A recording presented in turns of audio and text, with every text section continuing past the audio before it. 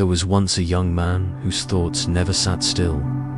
Like a bird darting between branches, his mind kept leaping from old regrets to fears about tomorrow. Sleep escaped him, meals brought no comfort, and even a quiet moment felt unbearable.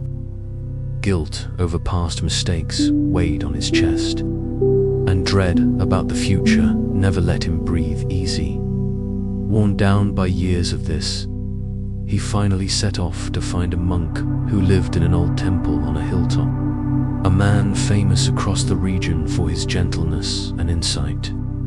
Travelers said he had guided many troubled souls back to calm. The climb was steep and the trail winding, but the young man's desperation carried him forward.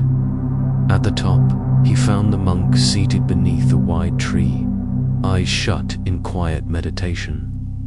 He dropped to his knees before him and poured out his pain. "Master, my mind won't let me rest. My past haunts me and my future terrifies me.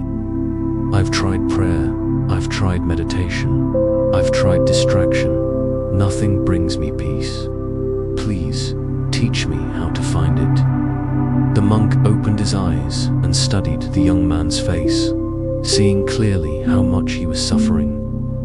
Without a word, he rose and walked into the temple, returning with a small clay lamp holding a single, steady flame. "I will help you," the monk said softly. "But first, a task," eager for any chance at relief. The young man asked what it was. The monk placed a lamp in his hands. "Carry this down to the village and bring it back up to me. The flame must never go out. If it does, even once, you begin again from the bottom." It sounded almost too simple.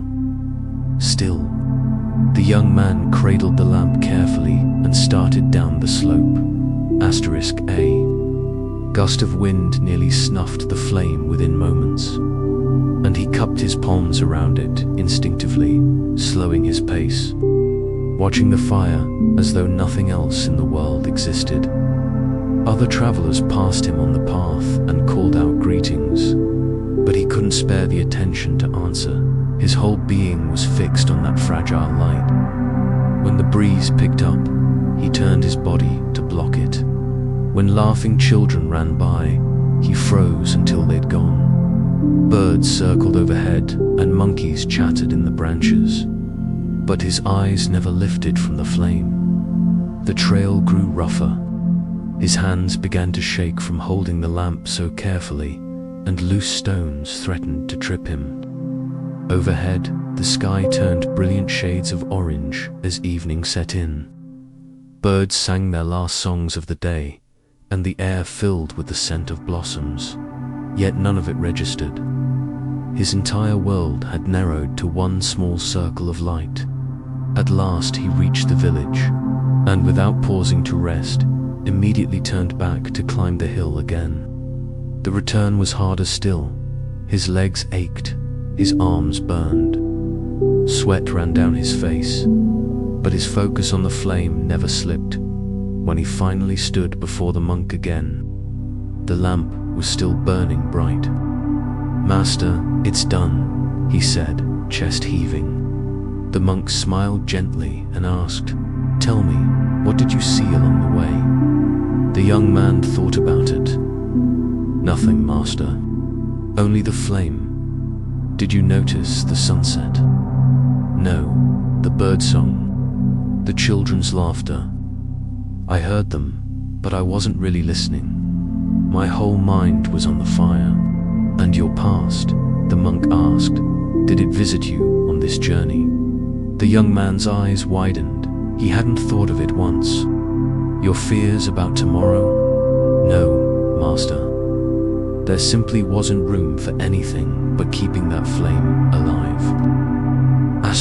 *, the monk's eyes gleamed with quiet understanding.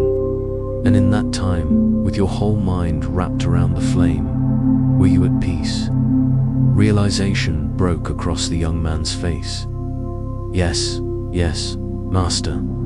For the first time in years, my mind was completely still. No regret, no worry, just the flame. The monk rested a hand on his shoulder. "You've found the secret yourself, just as you kept that flame alive by giving it your full attention. You can protect your own peace the same way, by anchoring your mind to this moment. When you were absorbed in the flame, the past couldn't reach you and the future couldn't frighten you. You were simply, completely here." Tears welled in the young man's eyes. So peace was never something to search for out there. "No, my son," the monk said. "Peace isn't found by fleeing life or silencing your thoughts by force. It comes from living the way you walked with that lamp, fully present, fully attentive to whatever is right in front of you. Eat and simply eat. Walk and simply walk. Breathe and simply breathe. Give this moment your whole attention, and you'll find it's peaceful all on its own." The young man bowed deeply. "Thank you, Master. You've given me the greatest gift there is." A calm he hadn't felt in years settled into his chest. He understood now that his restless thoughts only had power over him when he fed them his attention, but when his mind was anchored to the present, the way it had been anchored to that flame, no storm could take hold. He carried that lesson home. Whenever his thoughts began drifting toward old regrets or new worries, he'd remember the lamp and gently pull his focus back to his breath, his footsteps, the sounds around him. Slowly, he learned to guard his attention as carefully as he'd once guarded that flame, and discovered that peace wasn't a far-off goal, but a natural state, always available the moment he truly showed up for his own life. We often tell ourselves peace will arrive once our problems are solved, once we have more money, once our relationships improve. But real peace was never tied to outside circumstances. Like the young man with his lamp, the moment we bring our full attention to right now, we find that peace was here all along. The past exists only in memory.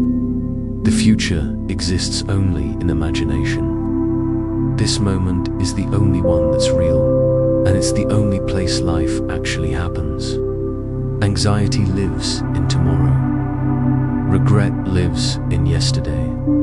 But life itself only ever lives right here, right now, and met fully. This moment is always enough.